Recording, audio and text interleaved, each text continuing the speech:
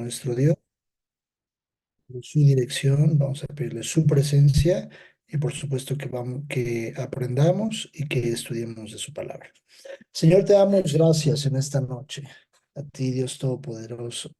Nuestro Dios, quien creó los cielos, la tierra, el único omnipotente, omnipresente y omnisciente. A ti, el Dios de todos los hombres que te buscan, que te aman y que te siguen, Señor. El único Dios que gobierna y que reina por los siglos de los siglos. Ponemos este tiempo, Señor, delante de ti, pidiéndote tu dirección en esta hora. Sabemos que tú nos escuchas. Sabemos que tú escuchas nuestras oraciones. Anhelamos, Señor, aprender mucho más. Anhelamos entender Apocalipsis, Señor. Anhelamos aprender más de ti, Dios, y que siempre nos quede mucho más claro el plan y el proyecto de vida que tú tienes para nosotros. Por favor, háblanos tú, dirígenos tú y haz, por supuesto, Señor, la obra tú. Te lo pedimos en el nombre de nuestro Salvador Jesús. Amén y amén. Bien, la semana pasada estuvimos charlando y atendiendo ya los últimos puntos, o el último, sí, digamos que el último juicio dentro de los primeros 7 sellos. Ahorita vamos a ver el séptimo sello, vimos el sexto sello y hablábamos de cómo se iba a poner la situación en la tierra, de todo lo que conlleva el atender o las personas que estén viviendo en este tiempo en la tierra, todas las situaciones a las que se van a enfrentar. Y mencionábamos mucho y en repetidas ocasiones que la Biblia nos deja entender que la iglesia para este tiempo ya no estará en la tierra, sino sucederá propiamente el arrebatamiento previo hacia la iglesia estará ya en el cielo, y bueno, todo esto que estamos leyendo, Apocalipsis y los juicios, sucederá en un entorno en el que solo aquellos que decidieron no vivir correctamente delante de Dios, que decidieron no cambiar su vida y como la Biblia lo dice, las características específicas, los idólatras, los borrachos, los suicidas, los malicidas, etc., etc., etc. Esa lista que describe a las personas que no van a heredar el reino de los cielos, bueno, pues serán aquellas personas que incluso tendrán una oportunidad de morir como mártires, pero no lo así lo harán todos, ¿no? Y hablábamos de los 144,000, hablábamos ahí de que el evangelio se va a seguir predicando y que va a haber 144,000 judíos o hombres judíos de un linaje, no judíos, perdón, israelitas, de un linaje, pero linaje, que no ha tenido mancha, de cada una de las tribus. Y vamos a retomarlo porque nos quedamos con algunas dudas, ¿vale? Dice la Biblia en Apocalipsis capítulo 7.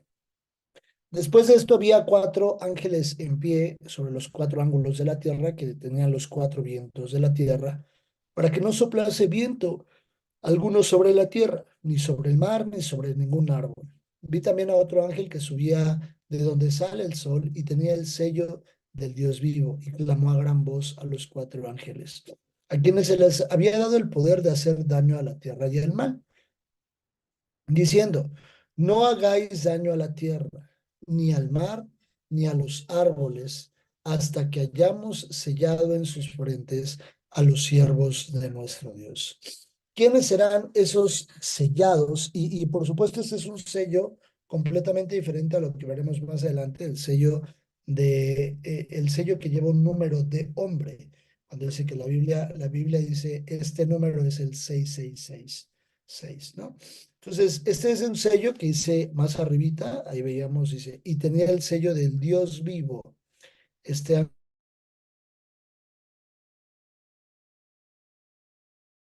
que hayamos sellado en sus frentes a los siervos de nuestro Dios. ¿Para qué será un sello? Más allá de para identificarlos, será un sello como de protección, de protección y de pertenencia.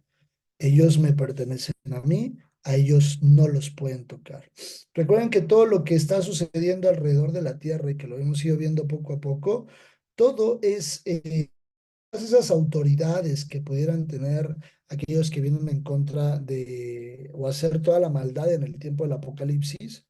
Dice la Biblia que la autoridad les fue delegada, porque dice, se les dio poder, se les dio autoridad y fue autoridad delegada de parte de Dios para ejecutar lo que ellos tenían que ejecutar con base en los juicios. Y oí el número de los sellados, 144,000 sellados de todas las tribus de los hijos de Israel. De la tribu de Judá, perdón, 12,000. De la tribu de Rubén, 12. De la tribu de Gad, 12,000. De la tribu de Aser, 12,000. De la tribu de Neftalí, 12,000 sellados. De la tribu de Manasés, 12,000 sellados. De la tribu de Leví, 12,000 sellados. De la tribu de Isaacar, 12,000 sellados. De la tribu de Zabulón, 12,000 sellados. Y de la tribu de José, 12,000 sellados. De la tribu de Benjamín, 12,000 sellados. Todos estos que la Biblia describe, estos hombres, o estos, sí, pues estos hombres que la Biblia describe, son 12,000 de cada tribu, es decir, 144,000 judíos que están alistados y preparados para iniciar con el trabajo de la predicación del Evangelio, que van a empezar a trabajar en la predicación del Evangelio durante ese tiempo, durante el tiempo del Apocalipsis, donde prácticamente los únicos entendidos serán aquellos.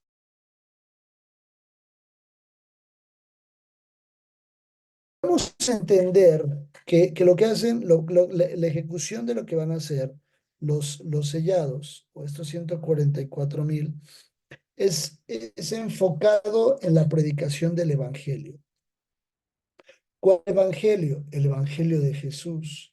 Porque la Biblia es muy, muy interesante lo que dice cuando menciona Jesús. Yo soy el camino, yo soy la verdad y yo soy la vida. Y nadie va al Padre si no es por medio de mí.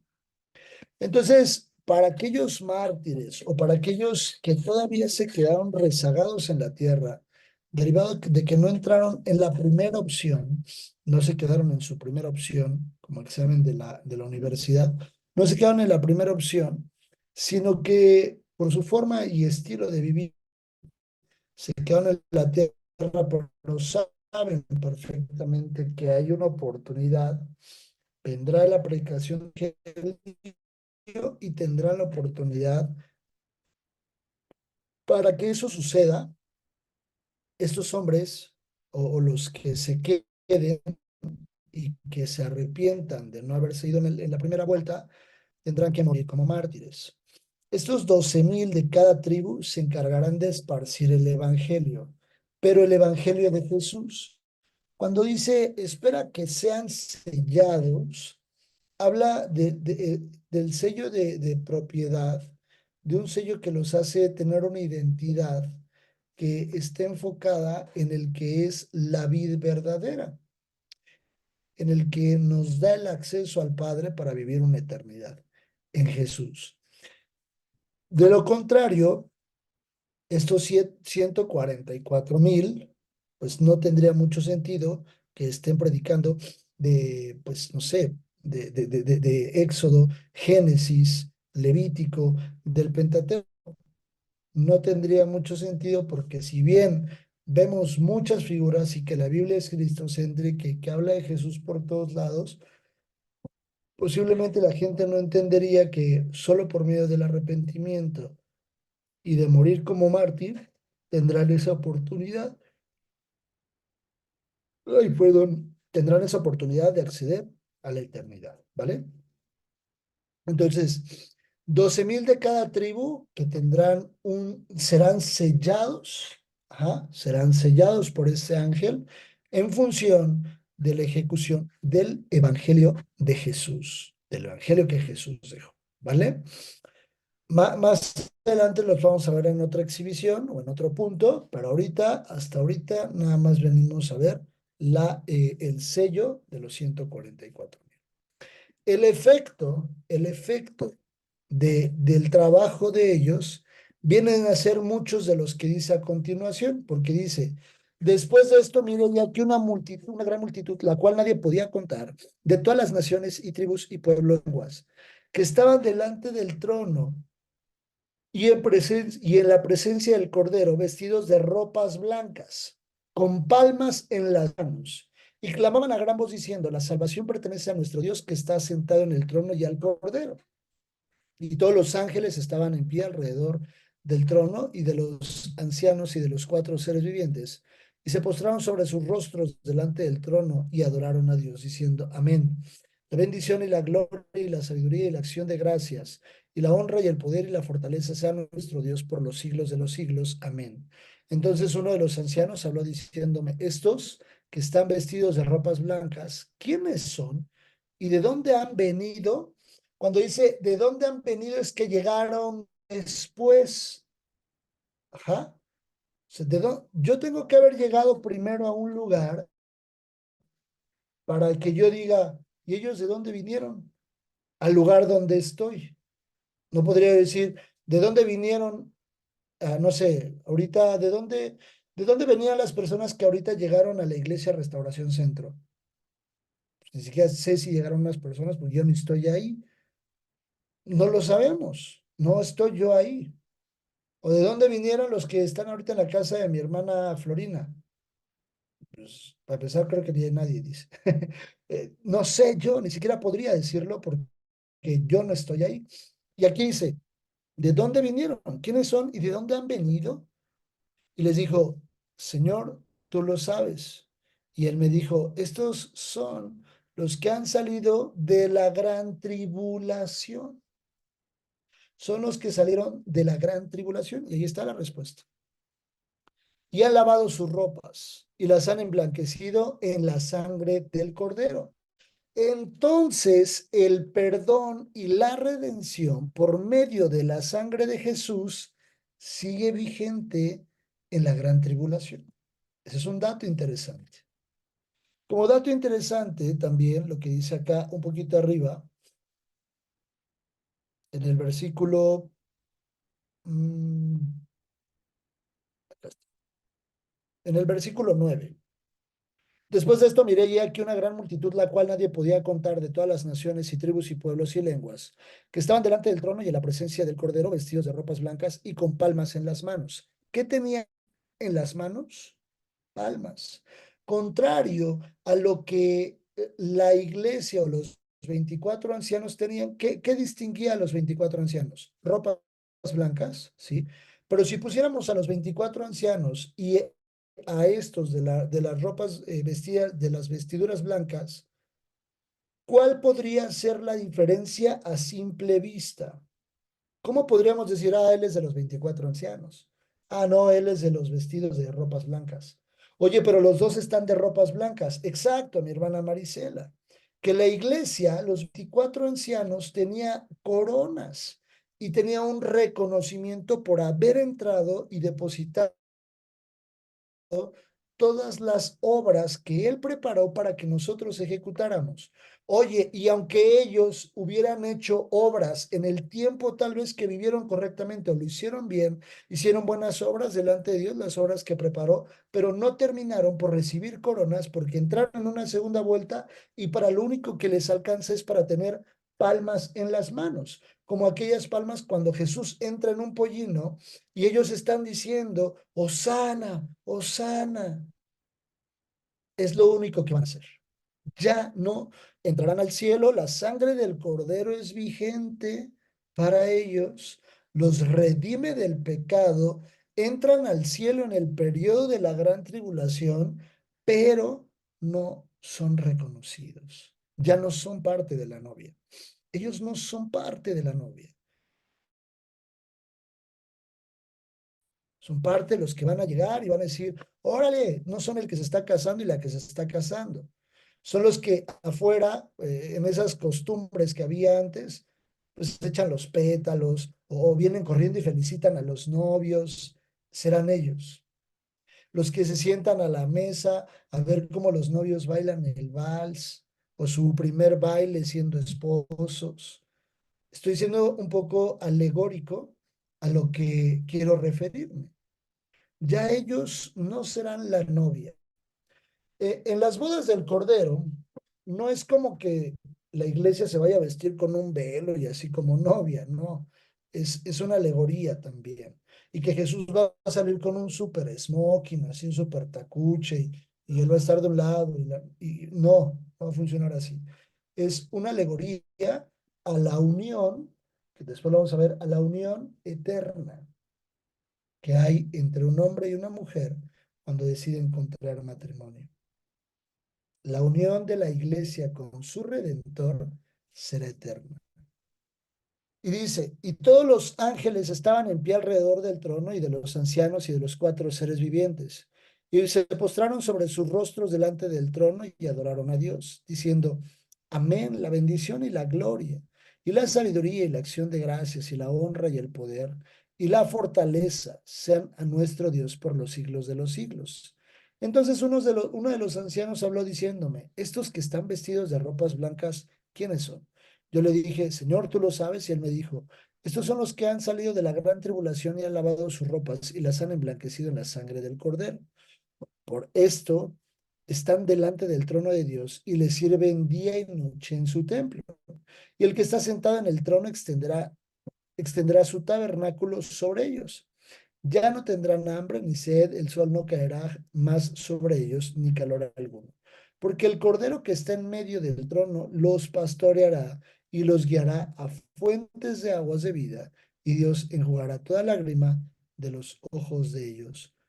A mí me gusta mucho ver y sentarme a evaluar todo lo que puede haber en el entorno o implícitamente de lo que leemos. El amor de Dios para tratar el alma, el amor de Dios para tratar a las personas. Dios no los recibe y dice, ahora ustedes nos van a, dice que son los siervos de Dios y se ponen a servir, así como la iglesia, y se ponen a hacer ejecución de siervos. Pero Dios no los trata mal. Dios no los trata mal. Al contrario, dice, les costó trabajo llegar, pero llegaron. Yo les voy a enjugar toda lágrima. Les voy a dar de comer para que no tengan más hambre. Voy a estar cerca de ustedes. Nada los va a lastimar. O sea, el amor de Dios es tan grande que incluso en el último momento en el que Jesús vino por la iglesia para ser arrebatada y estas personas estaban haciendo algo indebido, no estaban en orden, cuando los recibe Jesús, si bien ya no tienen coronas, toda esta parte del reconocimiento, Jesús los recibe con amor. Dios, el Padre los recibe con amor y les dice, y el Cordero los va a pastorear y los va a guiar a fuentes. Y va a enjugar toda lágrima para que ya no vivan tristes, para que ya no estén entristecidos. Los trata con un amor como el amor que Él nos pide tratar a las personas. Tenemos que amar aún a las personas que en el último momento nos están fallando a nosotros. Aún que en los momentos más difíciles nos están fallando a nosotros. Porque en el momento que llegan ellos, les hace una bienvenida bien bonita. O sea, los recibe bien bonito. Más allá de que no tengan reconocimientos o lo que sea, los recibe bien, bien lindo. Y ese es el amor que Dios espera que nosotros tengamos de los demás. Y entonces viene el séptimo sello. Y dice la Biblia, capítulo 8, Apocalipsis 8. El séptimo sello, cuando abrió el séptimo sello, se hizo silencio en el cielo como por media hora.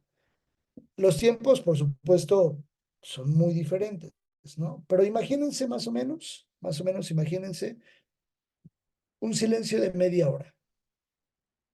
Los millones de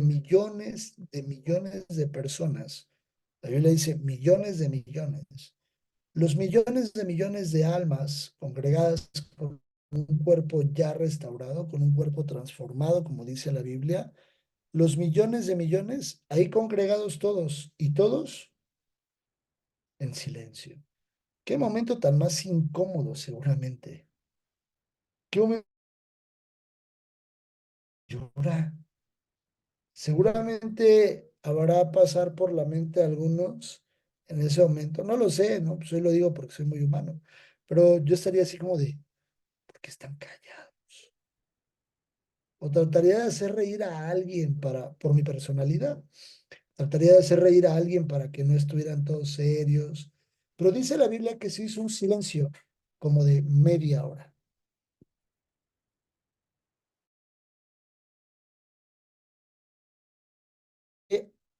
Ante Dios. Y se les dieron 7 trompetas. Otro ángel vino entonces y se paró ante el altar con un incensario, perdón, de oro, y se le dio mucho incienso para añadirlo a las oraciones de todos los santos sobre el altar de oro que estaba delante del trono. Y de la mano del ángel subía a la presencia de Dios el humo del incienso y con las oraciones de los santos. Y el ángel tomó el incensario y lo llenó del fuego del altar y lo arrojó a la tierra y hubo truenos, voces y relámpagos y un terremoto. Pero en el séptimo sello es justo el punto o el punto de partida, sí, para el desatar de los siguientes juicios. Porque si no había sido suficiente ya con las pestes, no había sido suficiente ya con el terremoto, con la lluvia de los meteoritos que cayó sobre la tierra, destrozándola, que no ha sido suficiente hasta este punto que la tercera persona de las personas de la tierra terminó por perder la vida. Todo lo que vimos en los juicios previamente no era suficiente. Porque dice lo siguiente, que había siete ángeles a los cuales se les dio 7 trompetas. Y aquí quiero mencionar un punto importante. Hay de repente algunas personas que llegan a mencionar que pueden decir, no, ya se desató tal sello. Ahorita en la actualidad el sello 3 ya fue desatado. Estamos en la tercera o en la cuarta trompeta. No podemos decir eso porque para que eso suceda, tiene que haber existido primero el arrebatamiento. Si nosotros decimos estamos en la quinta trompeta, habría que leer la Biblia, evaluarlo y entonces determinar si es realmente estamos diciendo lo correcto. Pero yendo secuencial, en la forma secuencial que lo estamos haciendo, terminan los 7 sellos con la intervención intermediaria de los 144,000 israelitas que se levantan para ir a predicar el Evangelio. Dice la Biblia en capítulo 8, ahí mismo en Apocalipsis 8, verso 7, o desde el 6. Y dice el juicio, pero ya juicios diferentes. La Biblia dice, y los 7 ángeles que tenían las 7 trompetas se dispusieron a tocarlas. Cada que suene una trompeta será el llamamiento para un juicio de lo que estamos viendo aquí en Apocalipsis. El primer ángel tocó la trompeta y hubo granizo y fuego mezclados con sangre que fueron lanzados sobre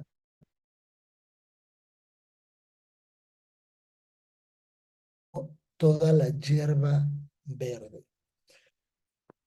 La afectación, aparte es bien interesante porque el granizo es un elemento de agua, el granizo es agua, pero dice que venía junto, dice, y fuego mezclados con sangre. Hay mucha similitud en algunas de las plagas que podemos ver en el Antiguo Testamento hacia con Egipto. Y Dios descargó su furia, su ira, su molestia, no con el hombre, sino con el pecado y la desobediencia del hombre, que para esto que sucederá, eso que mencionaba, sucedió en la tierra de Egipto, pero de una forma más tranquila versus lo que sucederá en la tierra para este tiempo. Dice, el primer ángel tocó la trompeta y hubo granizo y fuego mezclados con sangre que fueron lanzados sobre la tierra y la tercera parte de los árboles se quemó y se quemó toda la hierba. Hay cosas que me dejan un poco tranquilo, pero también un poco intranquilo, porque al decir la Biblia que la tercera parte de los árboles se quemó, quiere decir que Dios no nos va a dejar sin oxígeno hasta que Él venga. O sea, por su iglesia, bueno, no venga a la tierra, sino en el aire, haga el arrebatamiento de la iglesia, todavía va a haber árboles. Y lo digo porque de repente ya hay varias teorías, ¿no? Que se va a acabar el agua, los árboles. Si bien nosotros tenemos que cuidar los recursos que Dios nos ha entregado, tanto recursos personales como recursos naturales, si bien Dios nos lo ha entregado con el amor que lo hace, acá nos podemos encontrar que la Biblia habla de que los árboles se quemaron, o la tercera parte de que los árboles se quemaron. ¿Qué quiere decir eso? Que incluso la generación que le toque vivir esta situación, o las personas que les toque vivir esta situación, para ese entonces todavía habrá árboles. Todavía habrá incluso agua. Pero ahorita lo vamos a ver.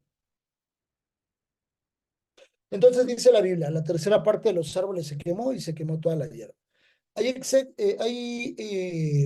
efectos secundarios de los cuales surge la parte de que los árboles se hayan quemado, de que la tercera parte de la hierba pues, se quemó, se consumió. Hay diferentes afectaciones o daños colaterales, afectaciones con la tierra y la vida en la tierra. Por ejemplo, el oxígeno. Los árboles son una fuente proveedora de oxígeno. Si estamos hablando a nivel mundial, que se van a quemar la tercera parte de los árboles a nivel globo, entonces hablamos de que va a haber una afectación interesante en la parte. Solo Dios escogió un árbol por país, tal vez, o cuánto sería la tercera parte de la tierra.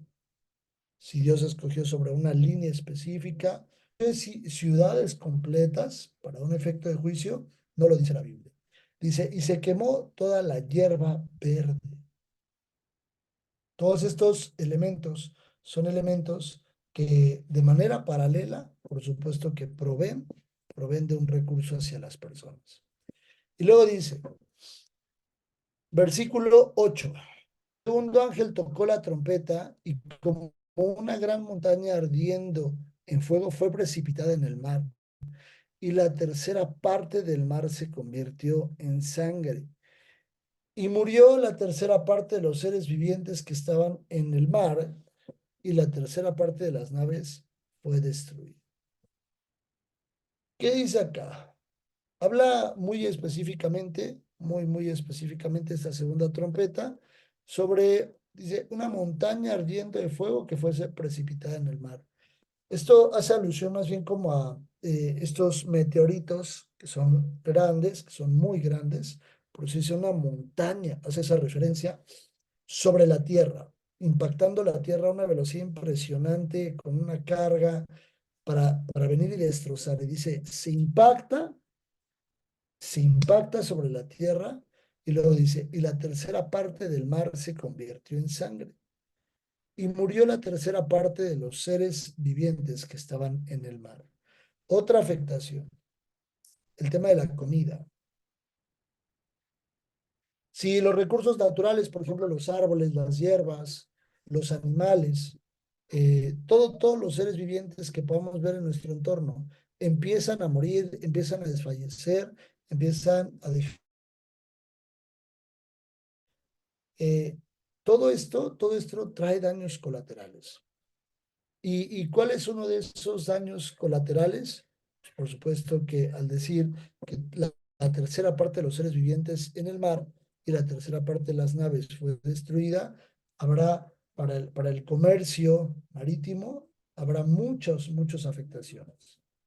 Por ejemplo, aquellos que salen a pescar de noche o que toman la mañana muy de temprano para pescar, todo eso traerá consecuencias, traerá muchas consecuencias. Tercera y última para irnos. Espérame.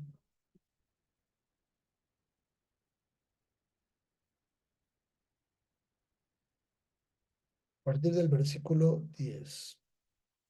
El tercer ángel tocó la trompeta y cayó del cielo una gran estrella ardiendo como una antorcha. Otro similar, ¿no? Otro meteorito. Y cayó sobre la tercera parte de los ríos y sobre las fuentes de las aguas. Y el nombre de la estrella es Ajenjo, y la tercera parte del agua se convirtió en Ajenjo, y muchos hombres murieron a causa de estas. Pero, ¿qué me llama mucho la atención en este tercer ángel que toca la tercera trompeta? Uno sí que viene la antorcha sobre la tierra, que viene un meteorito, ¡fum!, a impactarse de una forma muy, muy interesante, pero me llama mucho la atención que dice, y cayó sobre la tercera parte de los ríos. Todavía habrá agua. Tenemos que saberlo ocupar correctamente. Y sobre las fuentes de las aguas. Y el nombre de aquella estrella es Ajenjo.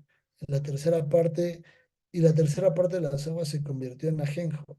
Y muchos hombres murieron a causa de esas aguas, porque se hicieron amargas. Entonces, ajenjo es una sustancia amarga, incluso venenosa, que puede producir a las personas que la consumen un ligero, mediano, de acuerdo también a su metabolismo, podrá generar un daño, pero también produce un tipo de ebriedad, pero producirá un daño internamente en los órganos y eso generará pues, que personas empiecen a morir, empiecen a caer. Entonces, hasta aquí la tercera trompeta. Juicios que se suman a los primeros 7 juicios que ya vimos, juicios que se suman, pero ya bajo un concepto de trompeta. Y sí, Dios empieza a destrozar el recurso natural del cual depende el ser humano. Todavía no hemos visto un juicio directamente sobre el hombre. Hemos visto que Dios dice, y se le dio autoridad para destrozar al hombre. Y se le dio autoridad para quitar la paz y que derivado de quitar la paz vendrá la guerra, la envidia y entonces se quieran matar unos a otros. Pero no hemos visto un juicio que sea directamente hacia con el hombre de parte de Dios. No lo hemos visto. Donde Dios diga y empezarán a desaparecer los hombres de la tierra o directamente sobre los hombres. Hemos visto pestes y los hombres mueren por una situación secundaria, es decir, un daño colateral del juicio que Dios emite. Todas las personas que lleguen a fallecer en ese tiempo sin haberse arrepentido, me refiero al tiempo de la gran tribulación,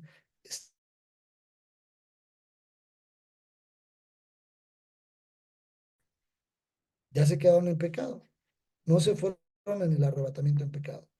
Y si no mueren como mártires para entrar al cielo y el pecado sigue abundando en sus vidas, pues entonces el resultado será exactamente el mismo. ¿Vale? Entonces, la siguiente clase ya veremos el capítulo, bueno, el mismo capítulo, pero el cuarto ángel o la cuarta trompeta. ¿Alguna duda o algún comentario? ¿Todo está claro? Perfecto. No olviden, me lo he pasado casi todo el semestre comentándoles, no olviden sus trabajos para exposición. Ya deberían de tener como sugerencia el tema, un poco ya estudiado, la idea de cómo lo van a proyectar.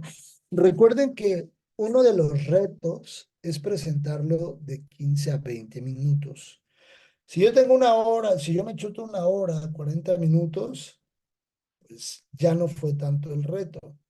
Yo tengo que estudiar a detalle para qué, cuál es el objetivo. Si yo estudio a detalle, perfectamente sé cómo responder y atender digamos que ese tema en un poco tiempo y cómo posicionar. ¿Alguna duda o algún comentario?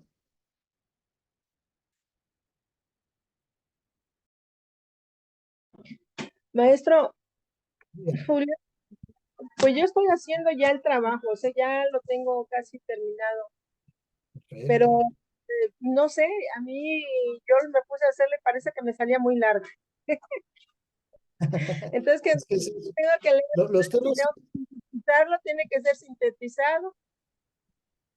sí, o sea, el reto acá es que tenemos que tener la capacidad de posicionar muy bien el tema en ese tiempo. O sea, podemos extendernos lo que quieran de tiempo.